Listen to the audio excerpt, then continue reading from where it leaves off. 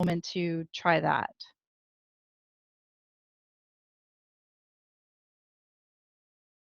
Okay, seems good. Oh, we have one. Oh, it's just to me. We're going to record the session. All right, so Nancy, I'm going to turn it over now to Nancy, who's going to talk about instructional coaching in the COMET project. Thank you, everybody, and take it away, Nancy.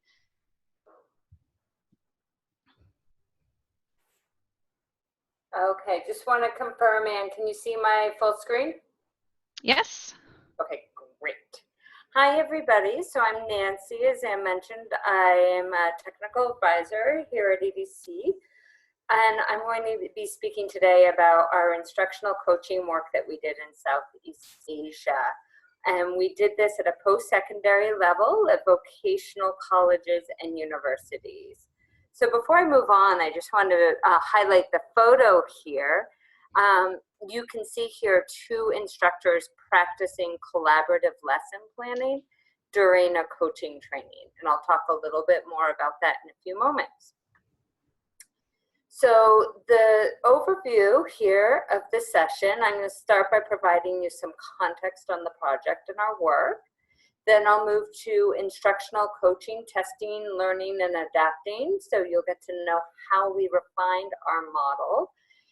Then as we moved from direct delivery to actually growing our team of coaching experts. So I'll talk about that process, how the work moved from the EDC team to the universities and colleges themselves, and then a few reflections. So first, setting the context. The project I'll be talking about today was called the USAID LMI COMET project. It was a 5-year project in 5 countries in Southeast Asia: Laos, Cambodia, Vietnam, Thailand, and Myanmar, and it ended late last year. So we developed under this project the Mekong Skills to Work Network, which included 11 Mekong Learning Centers as the leadership institutions pioneering the model. So again, these 12 centers were, sorry, it was 12, then it became 11. These MLCs, as we called them, across the 5 countries were a mix of university and vocational institutions.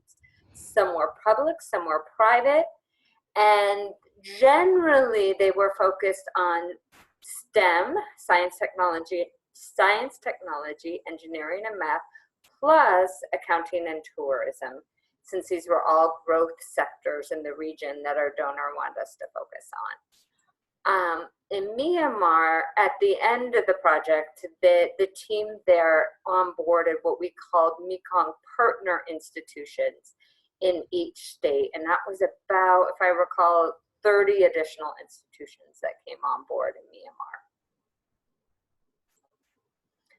So the project's vision was that students are trained to be more employable and work ready for a fast-changing workplace, supported by strong and sustainable linkages between local businesses and the Mekong Skills to Work institutions.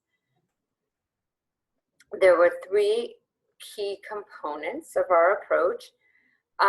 First was a new approach to instruction in the lower Mekong subregion, one that prepares youth to succeed in skill areas in these STEM plus AT subject areas in a region with very dynamic and rapidly changing economies. We developed a flexible standards-based approach for imparting pedagogical skills, and I'll get more into that a little bit later. Instructor PD was delivered in a blended manner, and this is where we focused our coaching efforts, both face-to-face and remotely. The middle block, it refers to our network.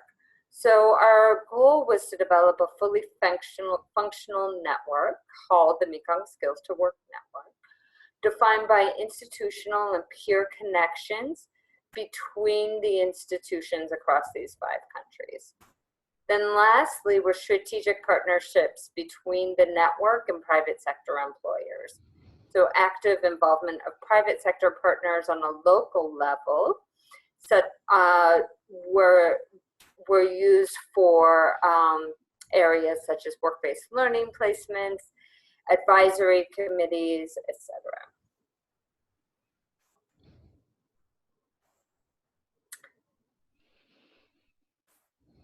I'm going to move ahead. So in total, we reached over 1,000 instructors at 39 institutions. Over 5 years, our approach helped students practice technical skills while developing the ever so important work readiness skills. And we did this through a focus on project-oriented learning or project-based learning and integrating technology into the classroom.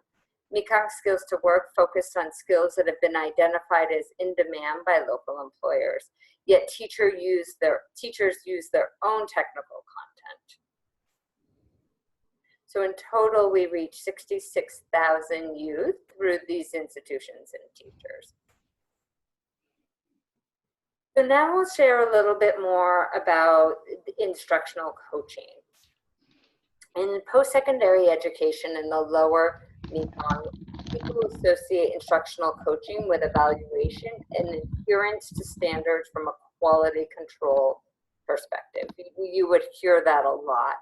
There was an ASEAN network. ASEAN is the Association of Southeast Asian States, and they were part of this network for accreditation purposes, and that had created a quality assurance framework and mindset. We came in with methods for them to be able to meet these accreditation standards. We weren't designed for that purpose, but it was a nice win-win. Instructional coaching was used to improve skills and provide support for the instructors, which was a totally new concept for them. In this regard, the project was quite cutting edge. In this section, I'll share a bit more about the pedagogical concepts they were working on and how we went about it. So first, I'd like to dig a little bit more into what we were trying to impart through our teacher PD. So on the left, you see the types of teaching that's very common in Southeast Asia, especially in higher education. On the right, you'll see what we were moving towards with our teachers.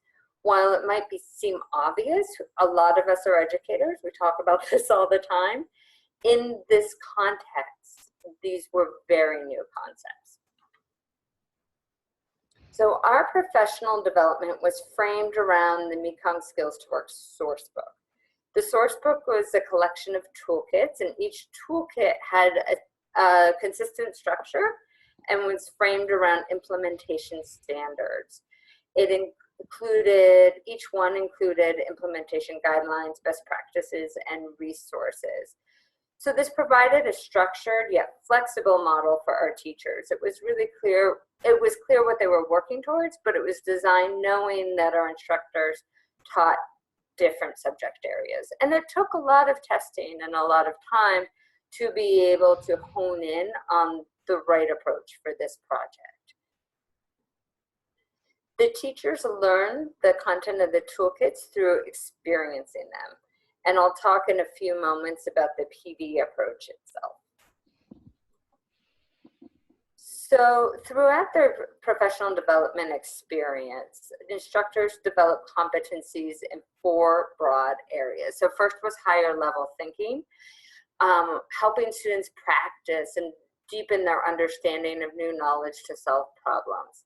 Again, we use project-based learning as a framing structure for their teaching. Learner-centered instruction, using a variety of methods and participatory methods to involve students in activities. Facilitation, changing the mindset from being a teacher who knows everything, who's lecturing to the front of the room, to being able to design and deliver activities that blend the content and content-specific instructional methods and technology. And lastly, employability skills. building those bridges between the educational institution and the workplace, and creating structured work-based learning experiences that develop work readiness skills. So the toolkits and these PD and their PD activities all mutually reinforce the development of these skill areas. But in reality, it wasn't the toolkits that were the heart of making this work. It was the instructor professional development.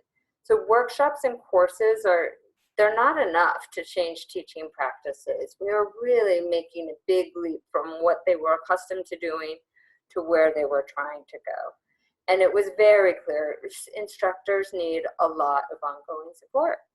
So our instructor support model, as I mentioned earlier, evolved over time from technology-based peer support, on-site observations and feedback sessions by the project team, and then ultimately into a 3-level coaching program delivered by master instructors.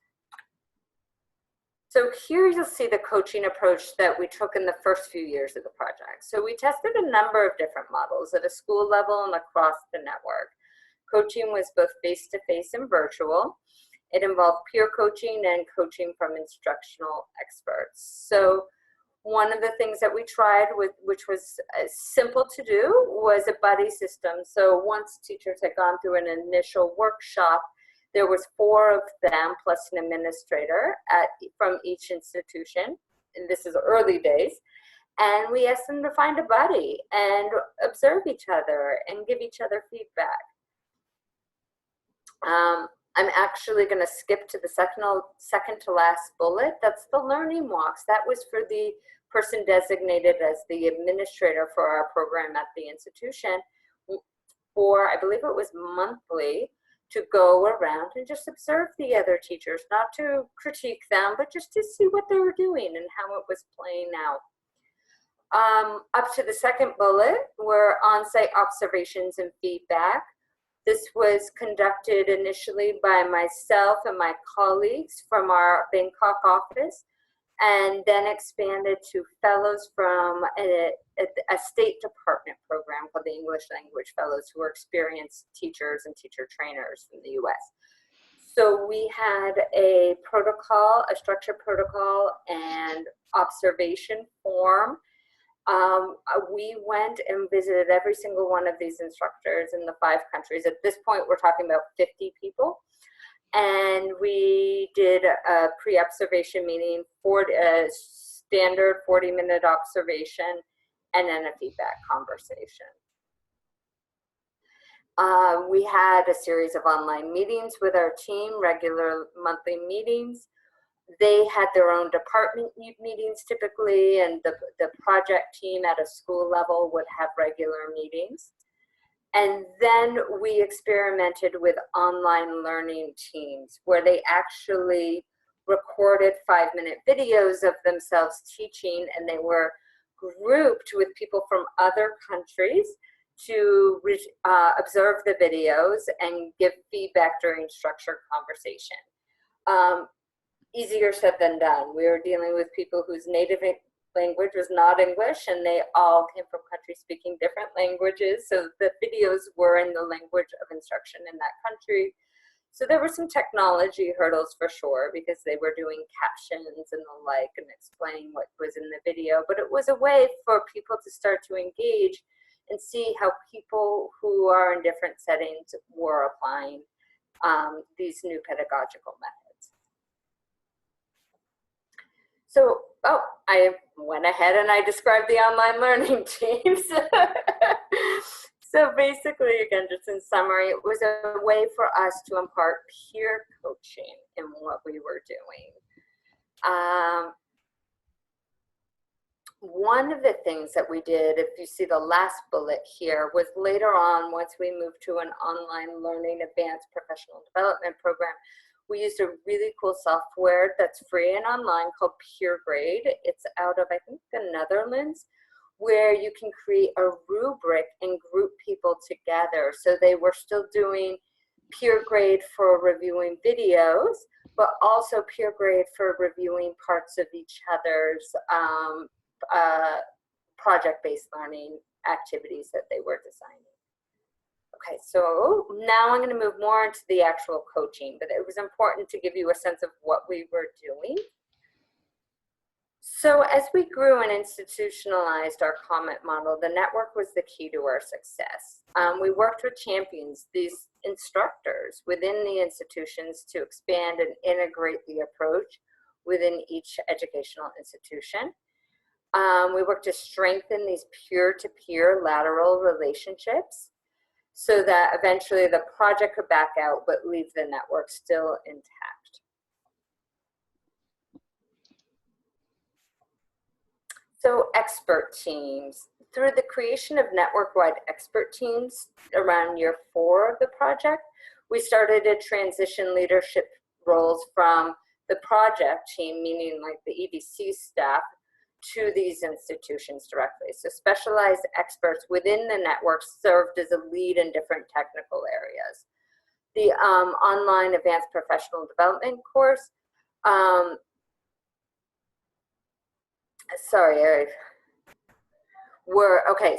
we moved the online course to some of the instructional expert team as well as coaching experts. So there were 2 types of instructional experts.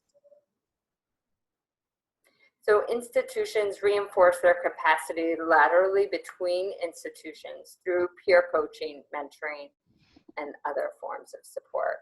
So I wanted to show you briefly how instructors moved up through our PB system, because not everyone could become a coach. Our instructional coaches were all at the highest level, master instructors with distinction. Upon successful completion of all 3 levels of the Advanced Professional Development online course, they submitted a teaching portfolio if they want to be considered for this distinction level. And we scored it with a rubric. And then they were given the choice to join the expert team and then have a focus on the online course or on coaching. And we actually had their administrators sign a commitment letter saying that they would be compensated for taking on extra work or would adjust their workload, which was really important, especially in this region of the world. The best teachers are just getting more and more and more responsibility piled upon them. So this is what our coaching model looked like after 3 years of testing and learning. And this was what was managed by our coaching expert team. So through a process of testing and various face-to-face and online instructional coaching approaches, we boiled it down into 3 levels. The first is open classrooms, where a trained instructor, someone who had attended our workshop, invites other trained instructors to their class to observe and share ideas. So it could be up to 6, 7 teachers coming. You focus in on an area that you are struggling with. Perhaps there's a new collaborative method, like learning method, like the jigsaw is something that we taught them that they were struggling with and wanted input on. The next was collaborative lesson, collaborative lesson design. During that, master instructors would help other instructors in developing activities in a small one-on-one or group setting. Sometimes that happened during their regular department level meetings. And then lastly was the formal observations using the protocol and tool that myself and the English language fellows have been doing. So the role as an expert team member was to provide coaching support within their institution and also to other institutions. But each coach had no more than 1 additional institution. Their role was collaborative and not authoritative, that they were really observing for support and not accountability or evaluation.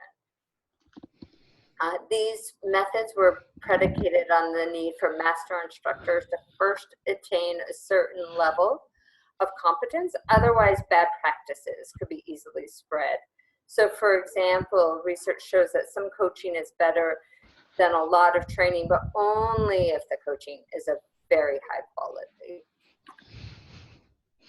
So how do we prepare and support these coaches? So everyone was oriented to the 3 levels of coaching in stage 3 of our advanced online course. then 12 coaching experts from 5 Mekong learning institutions, MLCs, attended a 4-day workshop in Vietnam. They put their coaching plans into place and visited MLCs. Remember, they were assigned other institutions, so some institutions didn't have a coaching expert. So they went and they conducted at least 2 visits, and we had regular calls to discuss their coaching experiences and walk them through their challenges. During the actual face-to-face training process, we went through a nice cycle for each level. We reviewed the protocol. We did a simulation that they could observe and experience. Then we were doing it during summer, but there were summer courses going on. So they practiced each of the 3 levels with real teachers. And in the case of level 1 and level 3 with real students, the open classrooms and the formal observation. And then of course, reflection, debriefing how it went. So lastly, some of our key reflections on what worked and what were some of our findings. So firstly, meeting them where they are, and this is for both the teachers and the coaches. We quickly found we needed to meet them at, we had 3 levels mapped out, but in reality, open classrooms and the collaborative lesson planning was where they were. Nobody, frankly, got to level 3. Had we had more time, had we started the coaching earlier, perhaps they would have gotten there. But it was also really valuable to see how useful open classrooms and the structured lesson planning sessions were for them. The next one, engaged leadership and vision at the school level is critical for sustainability. The institutions with the most engaged leadership are institutionalizing most of these professional development components. So leaders need to be involved to enough of a degree so instructors know that changes are expected and supported. Institutions with not just strong buy-in from their leadership, but active and ongoing engagement of the process had better adoption of the model than those who didn't. So all of the school leadership said, yes, yes, yes, we support what you're doing, but those who would actually pick up the phone and make sure the instructors were doing their online course or make it clear that the departments were expected to be coaching, that really made a difference. And the next one, taking coaching to scale will require bolstering of skills of institution-based coaches, but also working with administrators and universities to understand the value of high-quality instruction and link it to producing graduates that are desired by businesses and making this a value part of their brand.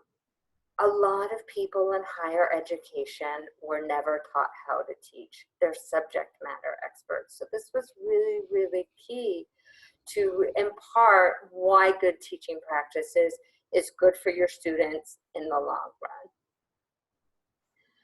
run. Additionally, institution decision makers have to develop a vision of the kind of instruction they want to see in the classroom and embrace a culture of continuous improvement where providing and receiving constructive feedback is a regular part of their professional work and a key condition for scale up. In retrospect, we could have put more effort into educating institutional leadership about this and helping them create a vision and plan for their institutions. As institutions move forward, we tried to help them embrace change management principles, which essentially was having a critical mass of instructors in a department or faculty and institution, understanding this, a critical mass of these instructors who are taking on the new practice. It also involves understanding the stages of concern and levels of use of the practices, applying equal amounts of pressure and support, and above all, getting people at the highest levels to develop a vision for what they want to see as a result of the coaching and develop performance measures that are aligned to a set of goals that reflect this vision. Also, it involves continuously communicating this vision to all of the stakeholders at the institution and formatively and assessing and supporting instructors based on goals. Since the project wasn't working directly with governments, we weren't able to impact educational policy, but in some countries like Vietnam, the government's educational priorities and policies aligned with ours, and we provided a solution to a challenge that they had already identified. So a few points on sustainability and success. Several institutions did integrate our professional development model into their teaching system. In Myanmar, as I mentioned in the beginning, by their own volition, they took the model to every technical university and computer studies university in each state of the country. And while they did have to modify the approach, they did provide coaching. Some of it was remote, but they were able to maintain the face-to-face coaching where logistically they could. So that's all, and thank you for taking the time. Great, thanks, Nancy. I'm gonna turn it over to Chris to ask any questions and follow up. And remember, everybody, please use the chat function if you have any questions for Nancy on the COMET project. Thank you, Anne, and thank you, Nancy, for a really interesting deep dive into COMET and its work. Just to kind of kick off the questions, you mentioned that research shows that even a little coaching is better than training if that coaching is of high quality. How on COMET did you maintain high quality coaching across 5 countries and 11 institutions? Yeah, sure. So, sorry, I'm collecting my thoughts here. So as I was saying towards the end, if we were working in one country, we could have worked more directly with the government, with their system, with their inspectors. Since we weren't, we were working really, really strongly at a school and network level. So I would say the process of testing and evolving our model over time and trying to have something that could be consistently implemented at each place was really helpful. And how did you convince your donor to come along with you to focus on quality instead of quantity? Yeah, it's a great question. Originally, so our core institutions, the MLCs, we had 11. And then with Myanmar's addition, we were up to in the low 30s. Originally, it was supposed to be 105 institutions. And once we got started with the teacher training and support, we realized we can get those numbers, but it's classic cascade. They wouldn't have been ready to teach other people. We needed a lot more time and support, and our donor understood that, and that's where we slowed down our timeline and developed the online advanced professional development course to be able to further support teachers. And again, they didn't even become instructional coaches until 3/4 of the way in the project's life cycle. Great.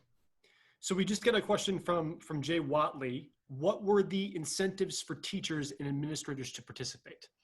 Yeah, that's great. I mean, on one hand, there was simply the incentive to want to improve what they were doing. They believed in the vision of what we were trying to do. I want to be completely honest. Grant mechanisms are an important incentive. You're pushing people out of their comfort zone. So one of the incentives was having milestone payments. They were required to do this. And that made a big difference. I think some of the incentives, as I mentioned towards the end, we could have certainly improved how the leadership at the school level created their own incentives and vision. But when you have the retrospectoscope on, it's always easy to see what you could have done better.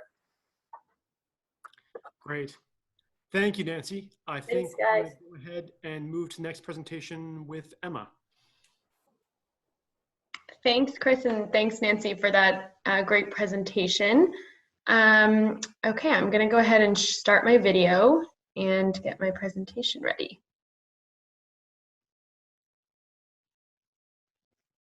Okay. So thank you everyone again for joining this panel. And if you didn't hear Anne introduce me before, my name is Emma Kettle-Famo. I'm a research assistant on the monitoring and evaluation team at EDC on our international division, and I primarily work in youth workforce development and in tool development, and I'm going to kind of combine those two areas here by presenting our 360-degree trainer performance evaluation. So again, I encourage everyone to put any comments or questions in the chat box, and like we just did, we'll get to them at the end of the presentation. So like I said, I'm going to be sharing with you the 360-degree trainer performance evaluation, but before I even get there, I just want to share with you the background of the development of the tool and our motivation for developing it, which is, first of all, the Equip Hubs project. EDC was an implementer on the Equip Hubs project, which was a 5-year project operating in 6 different countries: Bolivia, Ghana, Indonesia, Peru, Senegal, and Tanzania. So 6 different countries, but in many regions of the world. And basically, we were working to mobilize a global network to deliver innovative, gender-responsive livelihood programming for young men and women in these countries. And particularly, EDC's role was to provide a customized curriculum, as well as coaching and training to youth participants and the trainers in particular. So we introduced our kind of an adapted version of our Work Ready Now curriculum and introduced technical implementation of 3 core trainings: foundational, employment, and entrepreneurship, which are all work readiness training modules. And like I said, we worked with training trainers and supporting the quality of delivery of these training to youth. And it was funded by Global Affairs Canada. And really what we started to question here during this project was how we measure fidelity of implementation and trainer growth. So we were working with these trainers and really focusing training early on in the project, and we started to question how we could see how their training styles and practices had improved over time. And that was what led to the development of the 360 trainer performance evaluation. So what exactly is it? It's basically a comprehensive, holistic approach to evaluating our trainers' professional development. In the past, we had been using traditional observations, which we found only gave a 1-session insight into the trainer's performance at a time when maybe they were nervous or uncomfortable to have somebody observing them. As well as that, EDC's technical assistance to the trainers on this project was mostly given from a distance. So we had technical advisors from EDC who were assigned to each country, but they were really based in wherever their home was, whether that be the US or another country, and they weren't very often in the hub, as we called it, or the training location itself. So we wanted to be able to develop an evaluation of trainer performance beyond just the perspective of the EDC TA, which was how we came up with this 360-degree evaluation. So we put together 4 surveys, which provided this 360 insight into the teaching practices and habits of the trainers. These are the 4 surveys here. We have a trainer survey, which is completed by the trainer themselves. We have a participant survey, which is given to all of the participants in their current cohort or class. We still have an observation form, which is conducted during a site visit by the TA. And then we also have a colleague or supervisor survey, which is given to basically their colleague or supervisor. These surveys have been translated into each of the languages of the Equip Hubs project, so Spanish, French, Bahasa, and Swahili, as well as English. And we also went through cognitive testing procedures with these surveys. The 360 evaluation is competency-based, and I'll get to that a little bit later. But what I mean by that is it's linked to a very comprehensive rubric that was created by subject matter experts at EDC, and it shows a continuum of growth across 5 levels. Again, I'll get to that in a little bit. But this rubric was anchored in years of research supporting the use of a learner-centered, participatory, inquiry-based approach to training. The rubric is still a work in progress, but we always make sure that when we make changes to the rubric, we reflect those changes in the survey and in the survey's questions. So what is the purpose of the 360 evaluation? It's important to view this from two distinct standpoints. The first is its summative purpose, which shows us how well trainers are implementing the teaching practices that they've learned in our TOTs. But it can also inform a reflection process.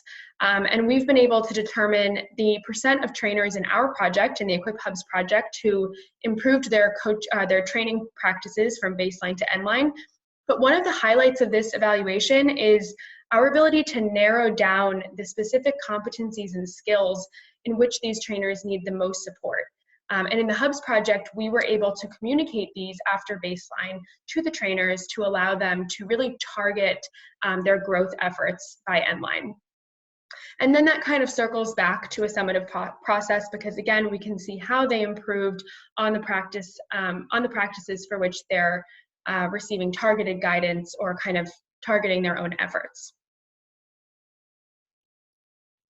So this is an overview of the rubric, and as I said, it is a very comprehensive rubric, and this is really an overview.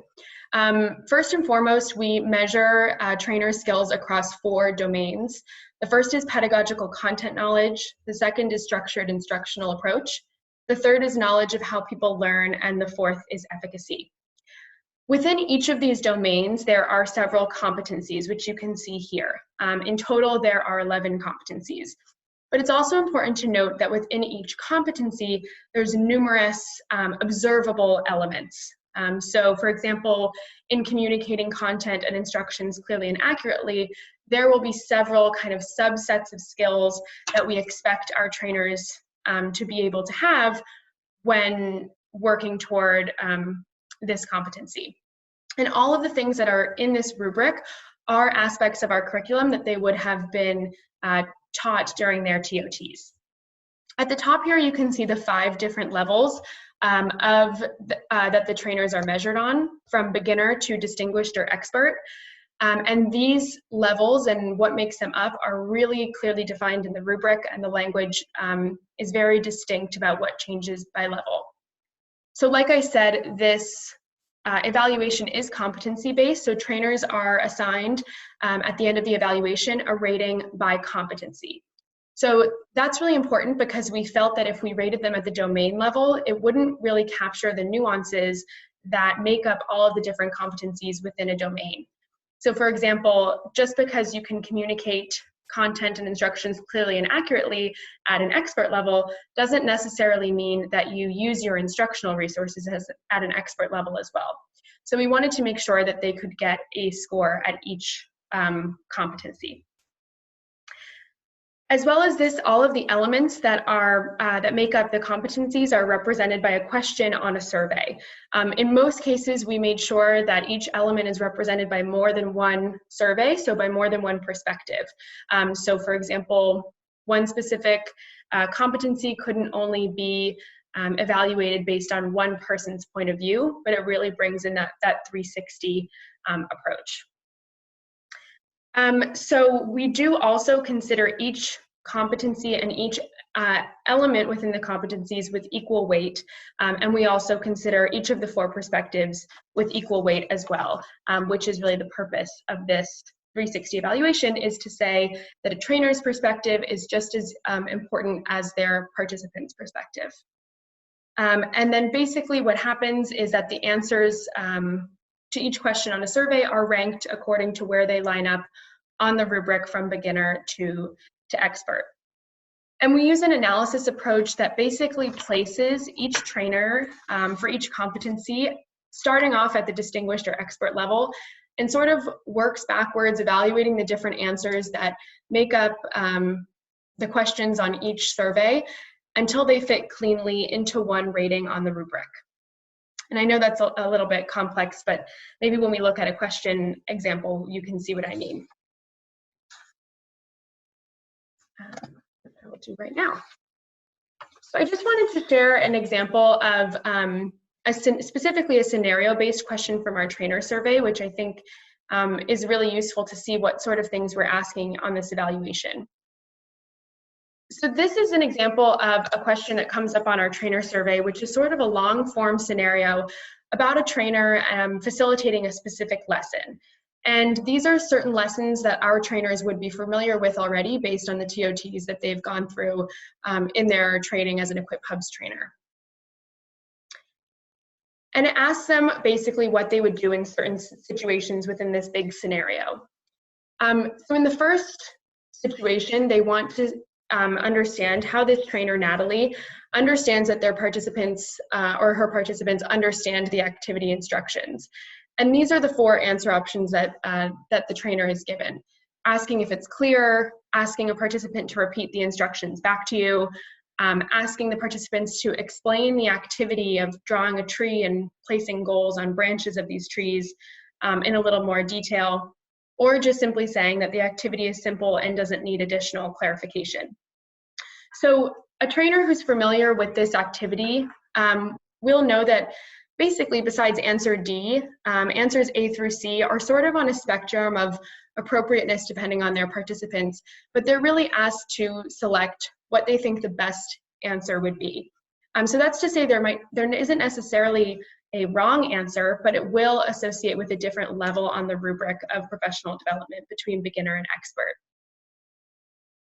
Moving along in this scenario, Natalie's participants, some of them have finished writing their goals after 5 minutes.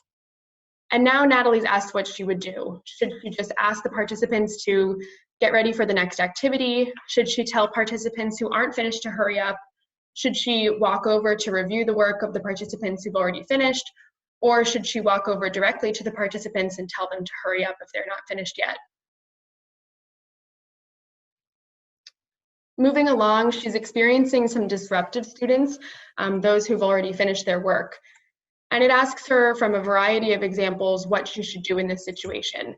And these kind of vary from basically yelling at the participants from the front of the class, pausing them and reminding them of acceptable rules and behavior, punishing them for their behavior, or just doing things like changing the seating arrangement, walking over and asking them to quiet down and things like that. So again, these answers really kind of vary over the spectrum of appropriate responses that would align with the ratings from beginner to expert for a specific competency that's represented here. In the scenario next, Natalie moves on to another activity, and she notices that some of her participants are doing all the work basically while their partner is sitting quietly, and asks her how she would respond to this scenario. And this is sort of, encouraging students to participate and encouraging a participatory approach. And this again shows kind of a range of potential answer options that vary across our ratings on our scale.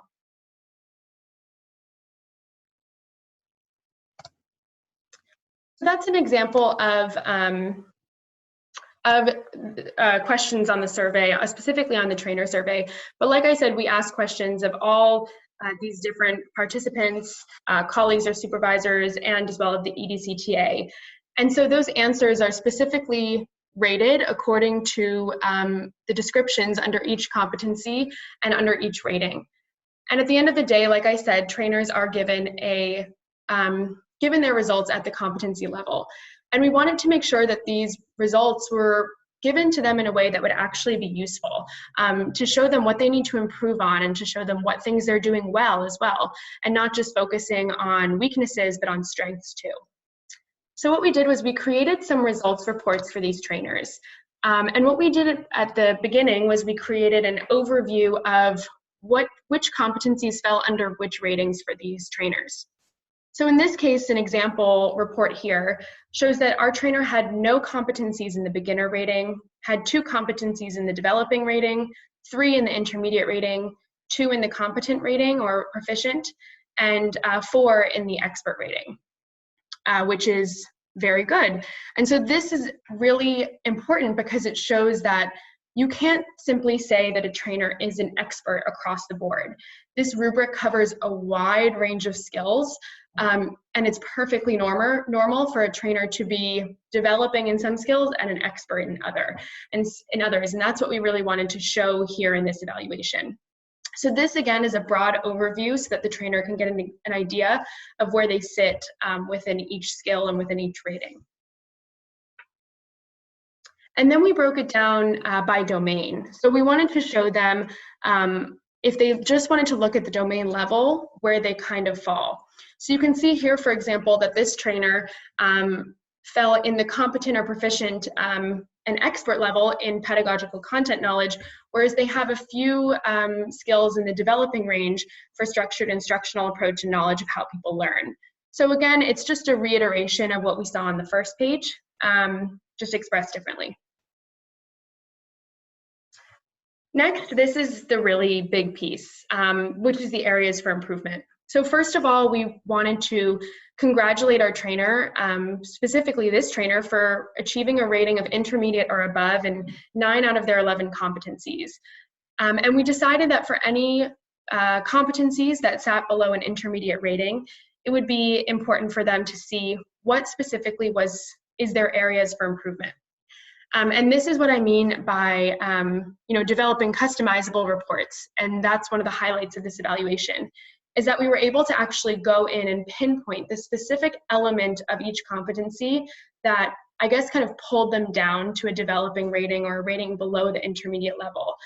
And so this is to say that this specific element, for example, ensuring classroom management doesn't take too much time away from instruction, was a specific area that this trainer was struggling with that brought them down to developing for demonstrating effective classroom management skills.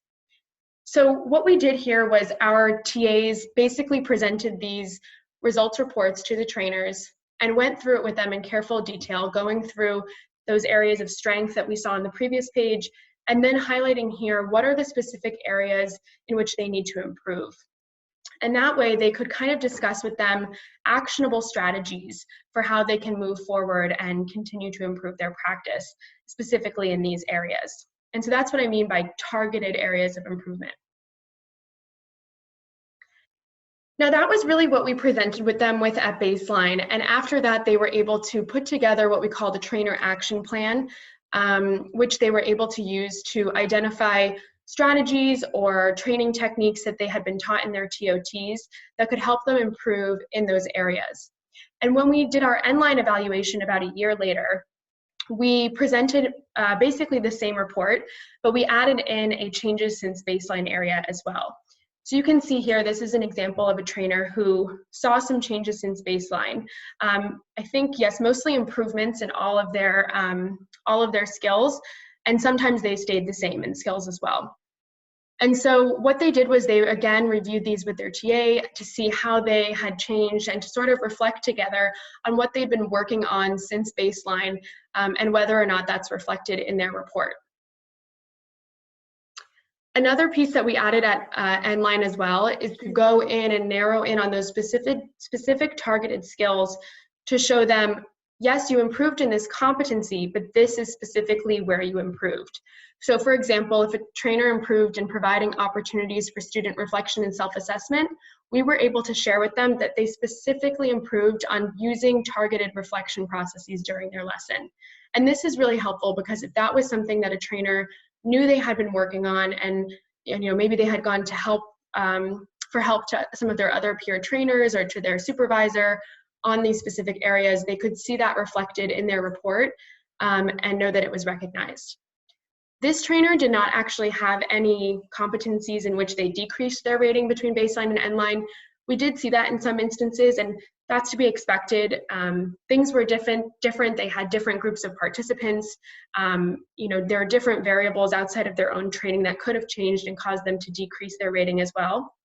And in that case, we also narrowed in on the specific area that they showed regression or a decrease in to let them know that this was the case, and maybe they could reflect on those together and think about why that might be. So I know that was really quick and kind of a broad overview of what's a somewhat complex tool, but really what I want to share here is this idea of coaching and the fact that we were able to give them very customizable results was really important for our trainers. EDC and its role in the Equip Hubs project, by the time we implemented this tool near the end, was less of a very in-depth coaching process by that point, and trainers had been trained for several years at that point and were kind of working on their own. But we wanted to continue to encourage that coaching process, which we did through this tool. And I think that it provided them with really interesting information to continue to improve their practice and to kind of go on their own and think about their strategies, as well as having this coaching experience through these reflection meetings. So that's everything for me from my presentation. And again, let me know if you have any questions in the chat box. Thanks. Thank you, Emma. That was very fascinating. And as you might imagine, I have a ton of questions, but actually we got a couple questions from Sophia that I'd like to jump to. Sure. Her first question is around cultural contexts. I'm wondering what the wording of these looked like across cultural contexts. Was the content adapted at all, or were they just translated? That's a great question. Thanks, Sophia. So as I mentioned, we did a cognitive testing procedure, and I guess I'll just briefly go over that in case people are unfamiliar, is that we had our EDCTA sit down with different people who were similar to the respondents that would be taking our surveys during the actual administration period. So this could have been other trainers who weren't going through the 360 process. It could have been participants from previous cohorts that we were able to get in contact with, that sort of thing. And they sat down with them and they went through the survey in full, and they had them read it aloud and were able to identify any wording or scenarios that maybe were unfamiliar to the person. So that, like you're saying, there are things that we might write in our own context that are not familiar to, say, a participant in Bolivia. So those were captured there, and those cognitive testing procedures were actually very informative, and we did make a great deal of changes to the tools after doing that. And then that also helped when we were translating. So we also tried to make sure that our translations were also back translated. So what we did was we translated it into the language, and then we had someone who had never seen the tool in English before translate it back into English. And that way we were hoping we could capture anything that was lost in translation through that period. So like you're saying, the fact that this was done in 6 different countries in very different regions of the world, it did require a little bit of customization in terms of scenarios, anything from as simple as the name of the person in the scenario to actual specific things that they may or may not see. And we did also incorporate that into the analysis a little bit, where we said if this is something that really is never seen in this country, we can factor that into our analysis in some way. But I think for the purpose of this project, the contextualization was really, really important. And Sophia followed up, in a similar vein, did they find any significant differences across how the trainers from different countries responded to these tools? That's actually very interesting. So I will say, when we shared the results with the trainers, one of our key things here was that we wanted the trainers to know that no one was going to see their detailed results report except their TA and themselves. So that's sort of to say that this was a process for responding to an indicator and a formative process, but we didn't use this, for example, in any way to hurt the trainers' participation in the program. But since we did that, we did want to share with their hub more generalizable results across the country. So we were able to pull together these country level reports that showed sort of averages and minimums and maximums for the different competencies and the scores. And so kind of what I'm getting at here in response to your follow-up question, Sophia, is that we also pulled together at that stage the common areas of strength and the common areas of weakness across that country. And then also to report to our donor, aside from just showing how the percent of trainers that improved, we also showed the common areas of strength and weakness across the project as a whole. And these actually were fairly common. There were some differences across the countries, but we did see some pretty common results. And like I said, we implemented this near the end of the project, but I think if we hadn't, we would be able to sort of build that into our training practice a bit more. But in terms of the completion of the tools and kind of what we heard from trainers, there weren't that many differences in that respect. Great. And then Chelsea asked, have you used the 360 in any other EDC education projects since? If so, what modifications were made for context and scale? So we have not used this outside of this project. This really wrapped up this past fall. So it's still fairly new in terms of EDC's projects, but there has, we've presented this throughout the organization and there's been a lot of interest. But what you were saying in terms of scale actually brings up a really important question. And that's the fact that this tool, in terms of the Equip Hubs project, was at a very small scale. We only implemented this with, I think the maximum number was 6 trainers in one country. So that is, we had 6 countries, so I think it came out to around like 35 to 40 trainers in total. But in terms of our projects and how many trainers we train across all of our projects, that's a very small number. And that's something that we've been discussing, is the scalability of this tool.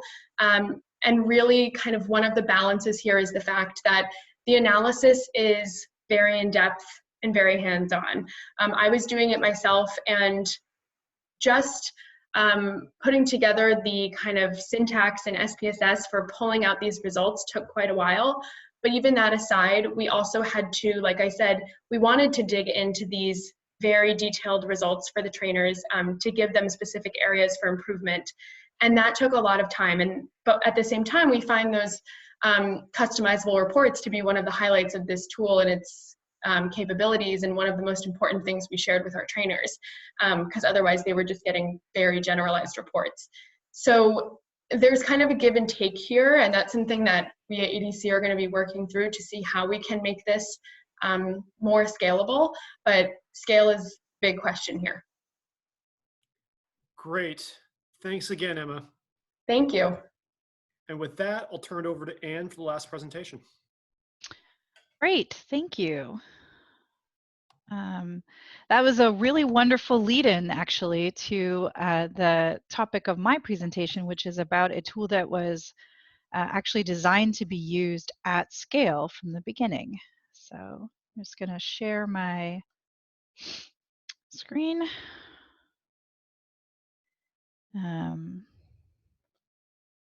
Okay. So I'm going to talk about the ILSA tool, not the ELSA, not to be confused with Disney's Frozen, or the Educator Assessment of Learners' Soft Skills Achievement. So this is a slightly different take on what we've been talking about so far. So this tool has been developed through a project called Measuring Skills at Scale. It's been funded by Echidna Giving, and we've done this in 4 countries, Tanzania, Uganda, Rwanda, Senegal. So all in Sub-Saharan Africa, most in East Africa, and just Senegal and West Africa. And the project's overall goals are to develop this tool that can be used by teachers themselves or trainers themselves. And the other goal of the project is to increase the use of formative assessment in schools. So, we didn't have the tool to start, and the project itself was sort of focused on developing this tool and also the user guide that goes with this tool that I'll talk a little bit about too. So the tool itself, the assessment's purpose is to provide this, to measure and provide feedback on student performance in these work readiness skills. And it's also meant to promote the use of formative assessment in schools or training settings. So it's really about measuring individual student performance and also classroom level student performance. So a key thing that I want to highlight here is that this is a formative assessment, not a summative assessment. And here, outline some of the differences between the two. I'm not going to read through all of them. But I think that, it's been really important to think about this not as something that is done at the end to sort of say whether you are work ready, for example, or a young person is work ready, but more to say, here is where the instructor needs to further target instruction. These are the skills that youth, either an individual or at a classroom level, are really understanding and doing well with. And here are the areas that they're struggling with. And this is then how a teacher or a trainer can further support them to do better. And so it's quite a change from a lot of the types of assessments that we're used to seeing. And that's an important one. Yeah, so this, again, just talks a little bit about how the ILSA assessment is formative. So it looks at student knowledge across 4 standards. The 4 standards that we look at in the tool are communication, interpersonal skills, dependability, and problem solving or critical thinking. There's clearly many, many more that go into being work ready or go into work readiness or soft skills.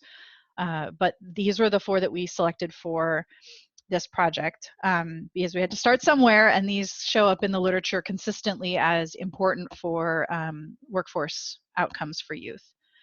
And then the assessment is, also it gathers information that informs teaching practice. So it looks at, what's working, what's not working, and tries to hone in on what are the specific pieces that could be improved so that instruction can be more effective in the end. And one important piece as well with a formative assessment is, this assessment covers those 4 different standards, and it can be given as an entire assessment for all 4 standards at once. But that's typically more the way that you would do a summative assessment, not a formative assessment. You would probably use a formative assessment as you are teaching the different standards, or right after you finished concluding teaching, so you would want to use it probably by standard instead of as a whole. And so the assessment can be used, each standard can be given separately, so that as a particular teacher is, working on a module on interpersonal skills, that just the module on interpersonal skills or just the questions on interpersonal skills can be given, and then the teacher can adjust the instruction accordingly. So I mentioned a couple of times about these 4 standards that we have. So they're listed here, and each one is roughly about 1/4 of the entire assessment. And within each standard, there are many competencies that we look at, and so these are just a couple examples from each. But it gives you a sense of what is included on this on the assessment itself. How is it structured? So we have 3 different forms, and each form has a little bit of demographic info, and then there's a total of 70 items on each form, at about 15 to 20 items per standard. Again, we're trying to encourage teachers to use the assessment by standard so that it can be done and used more formatively, although it is possible to administer the whole thing at once if you needed to. And in our piloting, we did do the entire assessment at once because it was a pilot. And we're trying to look at all of the items. So the 3 different forms, they all have all the standards and competencies are addressed. Because we did do this in 4 different countries, we have the tool available in 5 different languages. And the little graphic there shows how it appeared for different countries. So I believe that might be Swahili, and that the language is first, the local language is first, and then it appears in English afterwards, if that is what worked best in the country. We ended up changing that in several countries. For example, in Senegal, it only appeared in French. And in other countries, we allowed youth to choose which language they would prefer to take the assessment in, because sometimes we found that having both languages on there was a little bit confusing, and it took a lot of time because youth would read everything. And so it's available however it makes the most sense to the teacher or the trainer using the assessment. And we did do the piloting and the field testing of the assessment in using tablets online and using a survey to go, but it is paper-based because it is meant to be, it is available on paper as well because it is meant to be done in the classroom, and we know that most teachers, most trainers will probably not have access to tablets and survey software to administer it. So it's designed to be done on paper as well. So here's an example item. This comes from our interpersonal skills standard, and the competency is about resolving conflict in the workplace. So this is one of the scenario questions we have. All of the questions are 4-part multiple choice. So we did experiment a little bit with true and false, which turned out to be a little bit too easy, as well as open-ended questions, which turned out to be much too difficult for teachers to grade. Even with a pretty detailed grading rubric, we realized that that was just not, it was just not going to work, especially at the scale that we hope to use this at. So we let those go pretty quickly and then stuck with the 4-part multiple choice. Okay, so we, as I mentioned, we just developed this assessment and we piloted it. We ended up repiloting it because we found that, the first draft that we did during the pilot did not work too well in most of the places. So we repiloted it, and then we did a field test with 500 youth per country. And we found that it largely works. It works pretty well, actually. So we did, do some pretty detailed analysis of the field test findings and made some adjustments to the final test forms to kind of improve what we think will be the results. We were pleased to see that there was no gender discrimination that we saw on the form. And we did see that overall the test is reliable both as a whole, it's highly reliable as a whole, and at the subscales, or looking at just the standards. There were some patterns, different varied patterns of reliability when you look across all the countries. So we have also added a few more difficult items. So because some countries seem to have some higher achieving groups of students, that we're changing our reliability numbers. So we have done that, and we've thought about adding even more difficult items in the future. This is an assessment that is meant to be used with secondary school youth or youth who have, at least a primary education because of the literacy required. I mean, as you saw from the example item, there's a lot of reading on it. We're not measuring literacy. We want to be measuring their knowledge of these work readiness skills. So there are some youth that's, with a little bit more education that seem to do better. Also, those youth who've been through training around work readiness skills definitely did scored higher than those who had not. And so that's just something that we're going to look at in the future about adding some more difficult items to better distinguish higher achieving students from lower achieving students. So we, along with the assessment, which is interesting and useful in and of itself, but along the topic of this particular virtual CIES session, we want to talk a little bit about our user administration guide. So along with the assessment, we developed this guide that is for teachers and trainers, or those who are going to be actually administering the assessment. It gives them guidance on how to do that, but also really how to make sense of the data and take steps to improve their instruction based on the data. So because formative assessment is a fairly new concept for so many teachers and trainers in the places where we work, we know that this is an important step and an important tool for them to have. Just having an assessment is great, but if you don't know what to do with the data, then it doesn't really help you improve your instruction. And since this is meant to be used, at scale, from the beginning, we thought about, how can this assessment be something that is used by teachers and trainers, by many of them all at once, without a lot of specialized instruction, we realized that they needed to have some kind of written guide that could help them.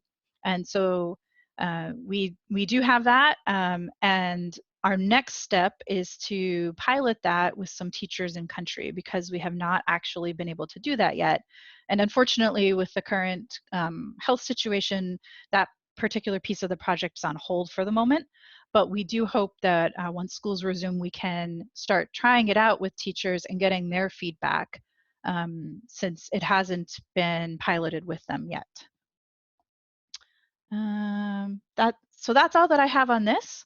I'm happy to take questions. I know that was fairly quick, and we have a little bit of time left too. So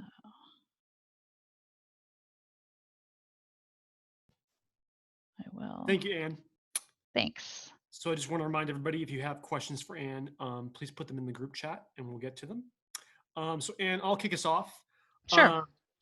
As you mentioned kind of at the top of your presentation, unlike the other two projects we heard about today that involved both program implementation and measurement, the entire purpose of the project you presented was to develop an assessment, not to implement programming. Yet the entire goal of the ELSA tool is to support teachers and students to learn about students' soft skill development and then apply what they've learned to their teaching and their performance. Can you talk a little bit more about how the tool and the user guide fit into the puzzle of encouraging high quality instruction? Yeah, that's a great question. I think it's very much part of the puzzle of high quality instruction, because we believe that formative assessment is part of high quality instruction, that knowing what your students know and helping identify areas where they need further support and making adjustments to further support them is part of high quality instruction. So what this attempts to do is to do that at a larger scale with less in-depth support than you might see through what was done in the instructional coaching and Comet or through the 360 tool. But still do it in a way that teachers can make use of it and are able to, are interested in making use of it, because it's not so difficult and it's not such a hard lift for them, so to speak. So I think that's the big part, is that in order to do high quality instruction, you need to use formative assessment.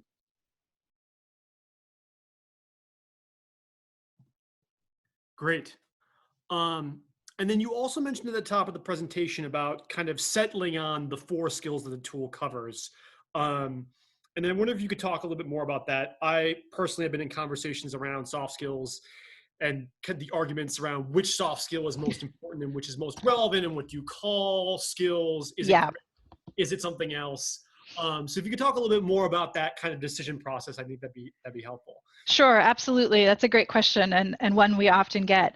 As I said, these are not all of the skills that go into that what I would call work readiness skills, but they're some key ones. So at the beginning of the project, we did a literature review, looking particularly at what Youth Power had just come out with around soft skills and what were the key soft skills in different domains. So they had looked at health, workforce outcomes, and conflict prevention, I believe.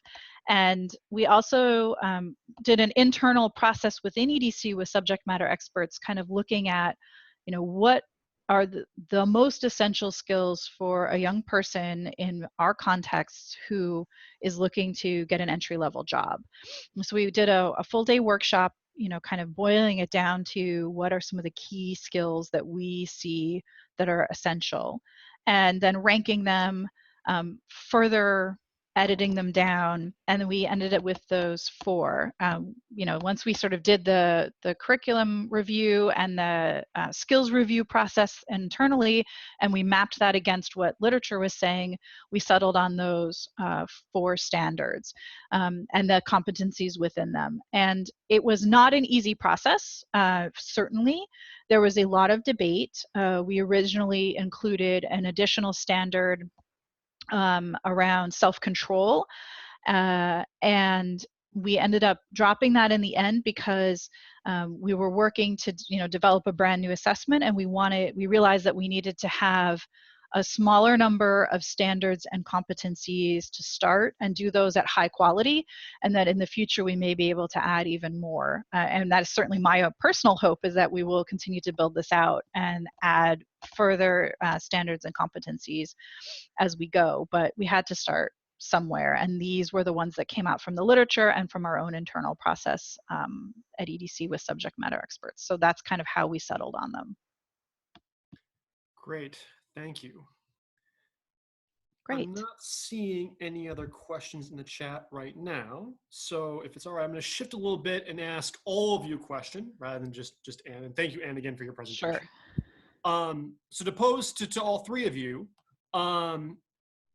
and you did talk about this a little bit in your presentation. Each of you has talked about kind of quality versus quantity, and you've talked about the different decisions in each case about how to proceed. And this quantity versus quality problem is foundational to the question of scale.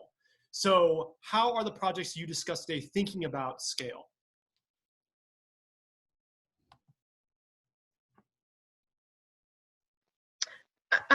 Thanks, Chris. This is Emma. And I mentioned this a little bit before, but I think it is, really important and worth discussing. And like I was saying, part of our biggest issue on the 360 evaluation with regard to scale is the fact that we were able to give, like you said, this really high quality level of detail for trainers about, what were their areas of strengths, what were their areas of weakness, that was really only possible, at least at this stage, because of the fact that we were working with a small number of trainers. That's not to say that this evaluation, which I think is valuable on its own, couldn't be done without that piece, and could still be very informative. But I do think that, like I said before, we at EDC and those of us working on this tool are, really keen to see how can we continue to provide that level of quality for more trainers and a higher quantity of trainers. And that's a tough balance, but it's something that we want to see. So it could be anything from learning and really being creative with how we do our analysis, syntax and SPSS, or how many people you have working on the analysis in order to see how can we be able to get this information to a greater number of trainers. Mm-hmm. Yeah, so in Southeast Asia, we talked a lot about scale, and it was always paired as a part of our conversation around sustainability and systems building, not necessarily systems at a national level like we often do at EDC, but really at an institutional level. And there was a model for scale that we used to guide our thinking, and we were really looking at things like the depth, how much are people doing what we're hoping they will do, the quality, the mastery of the pedagogical approaches, of the coaching, how much is it becoming what one does at the institution, how much are we building it in to how they're going to do things moving forward. And then again, as I mentioned in my presentation, looking at the expectations for people. If it's all the way up at the president level of a university and all the faculties and departments are doing something, then you're starting to really achieve scale. We talked a lot and experienced how can you do it really well in one department or faculty and then slowly move it out rather than be too thin across an institution. And then lastly, in terms of scale, it took us a while to boil it down to that model of 3 levels, but if we were starting again with a new program, some of that we could do a lot easier. A lot earlier, like the open classrooms. The buddy system is an easy win. The collaborative lesson planning is an easier win that you wouldn't do immediately. You need the coaches at the school level to have really mastered that themselves. But it is something that you could start scaling and rolling out earlier. Great, thank you all. And one more question around kind of the nature of all of these projects. Each of these projects was regional or multi-country in nature. how does that influence one's ability to provide quality program or assessments? Mm. That's a good question. That's a great question, actually. I think, what we discovered under the Measuring Skills at Scale project with the ILSA tool is that these questions and responses are highly contextual, and so we had to really kind of find the balance between something that works across all the countries and versus something that really measures very well for one particular context. And even within countries, you have very different populations. You have those youth that maybe have more education, more experience with the workforce, the formal workforce. So we struggled with that quite a bit, and I think what we came to is trying to find find a way to balance those things and really try to have a tool that is largely similar across all the countries, with some particular tweaks to individual items or individual questions or responses that make it more contextually appropriate for that language and country. That's kind of where we ended on that one. Yeah, and I mentioned before about the cognitive testing and that sort of contextualization we did for the 360. But I think what was really important was that we developed, and actually all three of us panelists worked on the 360 together, and we developed a standardized procedure and protocol for how our TAs would be communicating their results and going through these reflection meetings with their trainers on the results of their evaluation and on the goal setting strategies and things like that, to make sure that the trainers in each of our different countries were receiving the same level of support from their TAs and the same quality of support. That also allowed for flexibility in terms of the conversation and in terms of what they were really focusing on, dependent on the trainer. But that was something that was really important to us, was to make sure that our trainers were receiving the same quality of support from their TAs across the board. And for us in Southeast Asia, I would say there would be two sides of it. Again, as I mentioned earlier, we didn't have like inspectors. We weren't working with I'm using the very French term right now, but we weren't working with a national system. So what it forced us to do was really work within an institution, really focused, as well as within our own network that we created. The thing, I've thought a lot, how would this have been different if it was in one country? Certainly, the logistics would have been a lot easier. I mean, when I was doing the observations, I flew to 5 countries and with multiple cities, and was observing 4 people times however 11 places. So it was a lot. And then we it eased up a bit when we had the English language fellows. Some of them also had to travel between countries. But if we had one country, you would have people in your main office. You would have people in sub locations who could be trained, and this could be for the 360 as well, actually, as master experts within the project team, who would eventually roll it out, at a school level. But it really did shift how we were thinking about things. The other thing that I didn't say explicitly, but everything we did was in English. And that was because USAID really recognized that for students in that region, English was a critical lingua franca for them to be able to get ahead in the economy. But it really created a lot of challenges when all your tools are in English, and once you get from the highest rung of instructors and penetrate more deeply at an institution, that's not going to fly. So that's also a piece there, is the translation. Great. And I know we're at time, but we got one last question from Kay. Are these tools, et cetera, the assessments, available for review or use outside of EDC? That's a great question. The ILSA is going to be open source. In fact, I'm working now to get it posted online, and I'm happy to share the test forms and the user guide with anybody who's participated today. I can, if you're interested in getting them, you can shoot me a message, and I'm happy to send them to you. I believe the 360 is our own tool, but if you're interested in it, we can have a conversation about how that might be used in a future project.